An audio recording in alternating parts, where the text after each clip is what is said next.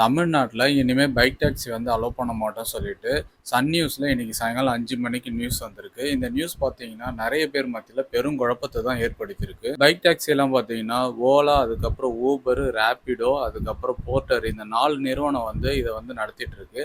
இதுல எந்த நிறுவனத்தோட வந்து இவங்க வந்து ஸ்டாப் பண்ணியிருக்காங்கன்றது நிறைய பேரோட கன்ஃபியூஷனா. ஒரு சிலர் என்ன சொல்றாங்கன்னா, இந்த பைக் டாக்ஸியை பேன் பண்ணதுக்கு ரீசன் வந்து இவங்க வந்து பேசஞ்சரை மட்டும் கூட்டிட்டு போகலாம், இந்த கூட்ஸ் ஐட்டம்லாம் இருக்குது பார்த்தீங்களா, சரக்கு இந்த மாதிரி பொருளுங்களெல்லாம் ஏற்றிட்டு போகிறதுக்கு அலோவ் பண்ணக்கூடாதுன்னு சொல்லி பேன் பண்ணியிருக்கதா சொல்கிறாங்க.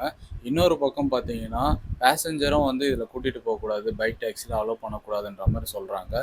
இதில் எது உண்மை எது பொய்ன்னு இன்னும் தெரியல. தமிழ்நாடு கவர்மெண்ட்டும் பார்த்தீங்கன்னா இதுக்கு இன்னும் அஃபிஷியலாக அவங்க சைட்லேருந்து கன்ஃபர்மேஷன் கொடுக்கல. அவங்க வந்து இப்போதைக்கு டெம்பரவரியாக வந்து இதை பேன் பண்ண சொல்லியிருக்காங்க. யாரும் வந்து பைக் டாக்ஸி வந்து ஓட்ட வேணாம்னு சொல்லியிருக்காங்க. இப்போ இந்த பைக் டாக்ஸி ஓட்டாதனால நிறைய பேரோட வாழ்வாதாரம் இதில் பாதிக்கப்படுது. ஒரு பக்கம் ஆட்டோ ஓட்டுறாங்க பார்த்தீங்களா, அவங்களுக்கு வந்து இதில் மகிழ்ச்சியான செய்தினே சொல்லலாம். ஏன்னா பைக் டாக்ஸி வந்து பேன் பண்ணதுனால ஆட்டோ சவாரி நிறையா அவங்களுக்கு வரும்.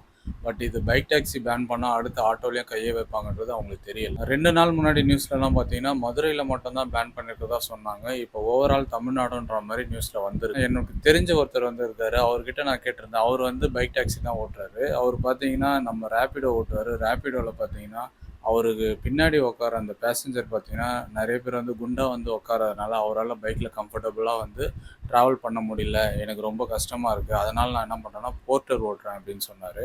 போர்ட்டர் பார்த்தீங்கன்னா அவருக்கு வந்து அந்த சில பொருள் மட்டும் தான் கொடுப்பாங்க, அதனால் அதை எடுத்துகிட்டு போய் டெலிவரி கொடுத்ததுனால அது எனக்கு ஈஸியாக இருக்குன்ற மாதிரி சொன்னார்.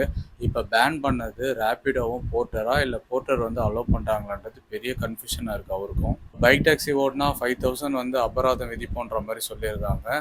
அது இல்லாமல் அவங்களோட பைக்கையும் வந்து சீஸ் பண்ணுறதா சொல்லியிருக்காங்க. அஃபிஷியலாக இன்னும் கன்ஃபர்மேஷன் வரலை, நியூஸில் மட்டும்தான் வந்திருக்கு. அதனால் கொஞ்சம் 2 நாள் அது வெயிட் பண்ணி நீங்கள் பைக் டாக்ஸியை வந்து ஹோல்ட் பண்ணி வைக்கிறது எனக்கு தெரிஞ்சு நல்லதாக இருக்கும். எந்த ஒரு விஷயமும் நம்ம நியூஸில் பார்த்தீங்கன்னா இப்போல்லாம் வந்து 100% நம்புற மாதிரி போட மாட்டாங்க. இன்றைக்கி ஒரு விஷயம் போகிறாங்க, அடுத்த நாள் மாற்றிட்டு இது இல்லைன்ற மாதிரி சொல்கிறாங்க. எக்ஸாம்பிள் சொல்கிறேன், ஹெச்ஐவி கவுண்ட் பார்த்தீங்கன்னா கர்நாடகாவில் வந்து 7000 மேலே வந்து காலேஜ் ஸ்டூடெண்ட்ஸ் யங்ஸ்டருக்கு வந்து இருக்குன்னு சொல்லி அஃபிஷியலாக வந்து நியூஸ் விட்டாங்க.